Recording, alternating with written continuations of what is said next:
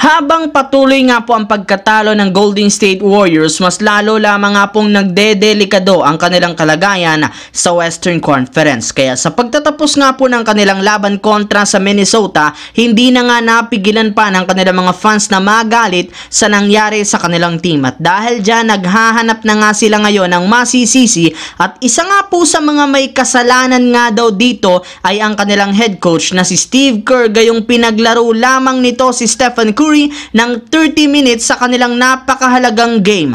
At ang masakit pa nga po dyan, sa tuwing wala nga ito sa loob ng court, parati nga silang na-outscored ng Timberwolves. Sa katunayan, simula nga po nang ilabas niya si Curry sa third quarter at ibangko ng napakatagal, na pabayaan nga po nila ang kanilang kalamangan. Napilitan lamang nga sila na ibalik ito sa kanilang game matapos lumamang na ang Minnesota Timberwolves na nangangahulugang hindi tama ang naging desisyon ni Coach Steve Kerr na bawasan ng minuto ng kanilang superstar. Maging si Stephen Curry nagulat sa mababang playing time na nakuha nito sa kanilang game, kaya kailangan nga nila itong baguhin kung gusto man nilang manalo at makabawi sa kanilang susunod na laban. Samantala, for the first time simula pa taong 1987, nakapagtala na nga po ang Los Angeles Lakers muli ng 150 points sa kanilang pagkapanalo kontra sa Indiana Pacers. At isa nga sa mga rason bakit nila yan nagawa, dahil sa pag-step up ng kanilang player na si Spencer Dinwiddie na merong 26 points, 5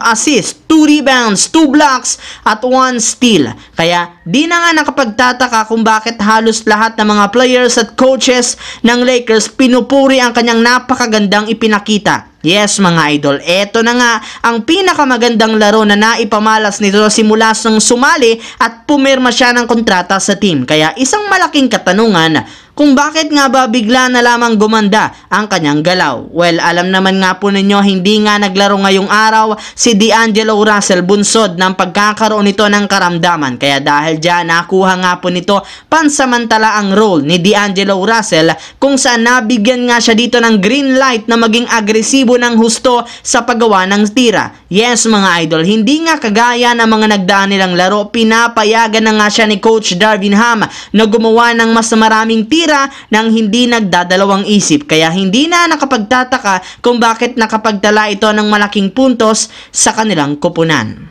Sa kabilang banda, kahit man nga po nananatili ang Los Angeles Clippers sa itaas ng standings ng West, wala para naman silang masyadong napapatunayan sa kanilang nakalipas na laro, since nahihirapan pa rin sila na manalo sa ilang malalakas na koponan. Sa katunayan, matapos nga silang matalo ngayong araw kontra sa Philadelphia, meron na nga silang 5 wins, 5 losses sa kanilang last 10 games.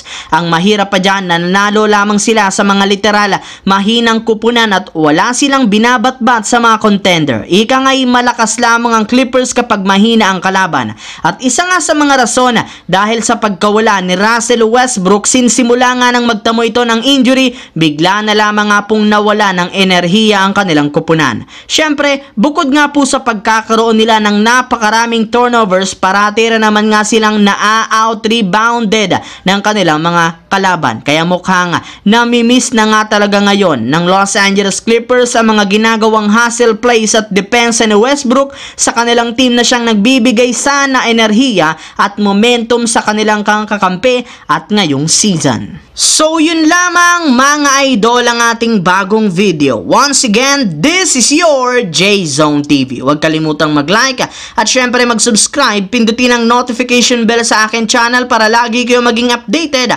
sa mga videos na pinapalabas ko. Thanks for watching mga idol. Hopefully nag-enjoy kayo ngayon.